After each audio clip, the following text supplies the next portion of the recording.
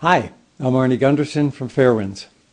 Well, it's the end of 2011, and I thought I'd use this opportunity not to look back on the disasters of Fukushima, but to look forward into 2012 and try to give you an idea about what may be happening in the next 12 months.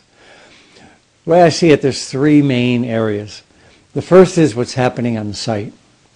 The second is the personal exposures to the people in Japan, especially Fukushima Prefecture. And the third is, where are they going to put all the radioactive waste? Well, the first topic is important to talk about today. On Friday, December 16th, the Japanese government declared that Fukushima had achieved what's called a cold shutdown. Now, specifically, here's what the Prime Minister said. He said, "A stable condition has been achieved, and we can consider the accident itself contained." Now, he wasn't the only one who said similar things. The International Atomic Energy Agency said, "The IAEA welcomes the announcement of the government of Japan that the unit has achieved cold shutdown." And then, interestingly, the next sentence is, "The IAEA receives its information updates from a variety of official Japanese sources through the national competent authorities." And the third thing is the United States State Department. The State Department said, when they heard the announcement, "We in the United States government are very happy to hear the news. We believe the Japanese government has made the right choice toward recovery." Well, to me, this announcement sounds a little bit like George Bush on the deck of the aircraft carrier declaring that the mission has been accomplished. In fact, we all know how that turned out, and I think Fukushima is going down a very similar road. This is a long battle, and it's far from being over. On site, there's several things we need to talk about. And the first is the condition of the plant is really not stable. In engineering, we have a condition called equilibrium, and I'll use this mug as an example. If you stay right at the top of that mug, you won't fall off unless you move a little bit to the right or a little bit to the left. And that's called dynamic equilibrium. One false move and you roll off the side.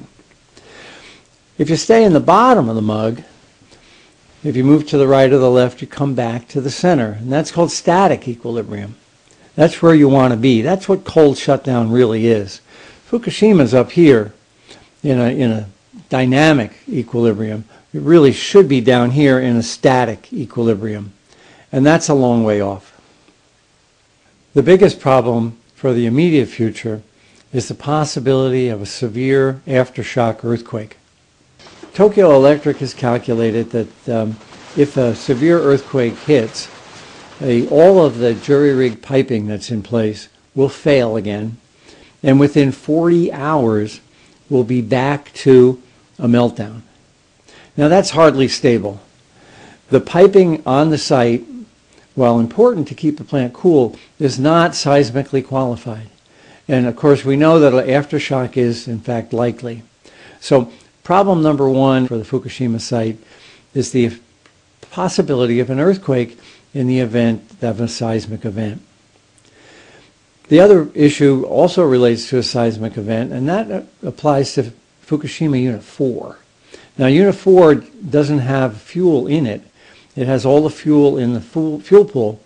And of course the building is weakened dramatically from the explosions and fires.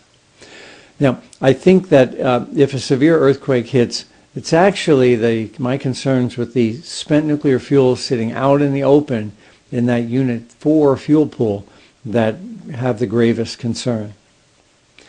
And finally, on the issue of what's going on site, I'm very, very concerned about worker exposures. The exposures these people are registering are very, very high by international standards and even by national standards within Japan. And while no one will die immediately, I'm certain that they're all dramatically increasing their risk of cancer. They're brave men, and my hat's off to them, but it is a dramatic risk that they're all taking. The second area I have concern for 2012 is the exposure to the people in Japan from the radiation from Fukushima. It's important to remember that all of the calculations so far on personnel exposure are just that. No one was measuring in the first week and 2 weeks and first month. So all of these are based on lots of assumptions and are certainly very suspect. Now, the other issue is that these exposures are all external radiation. They're based on perhaps the cesium that's lying on the ground or the radiation that happens to be in the air. But they don't include the hot particles that people have breathed in. Now, there's one other thing. On the first day of the accident, in the first week of the accident, enormous clouds of radioactive gases, called noble gases, xenon and krypton, were released. And just about 2 weeks ago, the Japanese released data that showed that the concentration of radioactive gases in those clouds was 1,300 becquerels in a cubic meter. Now, that then went into people's lungs and gave them an internal exposure as well as being in a cloud that gave them an external exposure.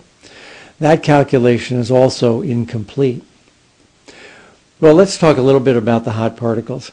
On the site, we've already given you Marco Kaltofen's presentation to the American Public Health Association. And you'll remember that the Fukushima air filters were loaded with radiation, and the Tokyo air filters weren't far behind. They would both be classified as radioactive waste here in the United States. Well, Mr. Kaltofen told the American Public Health Association that the rate at which a car pulls in air is very similar to the rate at which a lung brings in air, which means that the lungs of people in prefectures near Fukushima are as radioactive as the picture that Mr. Kaltofen presented to American Public Health. Now, what does that mean for you and I? We had another picture on the site, and it was a hot particle inside an ape lung. And the particle shows the damage to the lung caused by the decay of the radioactive material over a period of time. That's one hot particle. The people in Fukushima Prefecture and nearby prefectures have many more than one hot particle. And I think we can all expect that there'll be internal radiation damage as a result. In fact, Dr. Steve Wing's data that came after 3 Mile Island showed about a 10% increase in lung cancers 3 to 5 years after that accident. Well, what's the solution here for the Japanese? Well, the Japanese government has raised the standard and is proposing moving people back in to the exclusion zone.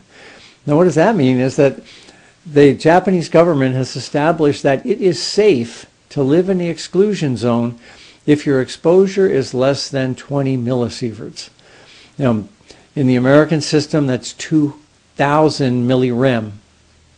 To put that 2,000 millirem in perspective, I checked with the American Health Physics Society to find out what the average worker in an American nuclear plant gets in a year. The Health Physics Society says that the average worker in a nuclear plant gets 180 millirem of additional radiation in the course of a year. That's 10 times lower than what the Japanese government is proposing for its citizens going back into radioactive areas near Fukushima. Now, the American workers are being paid to take that exposure, whereas the Japanese are not. In other words, the risk has a benefit here in America, but the risk to the Japanese has no benefit for them. The third area I'd like to talk about is what are we going to do with all the nuclear waste? Now, we've already talked about the enormous amount of water that's being generated at the power plant and leaking into the ocean. Woods Hole and others have said that this has already released more radiation into the water, into the Pacific Ocean, than any other nuclear accident in history. But let's talk about the solid radioactive waste that's lying on the ground, not just in the power plant, but in the entire state of Fukushima, as well as all the other surrounding prefectures. It's been estimated that to clean up the waste in Fukushima Prefecture alone would fill at least 33 stadiums the size of the New Orleans Superdome.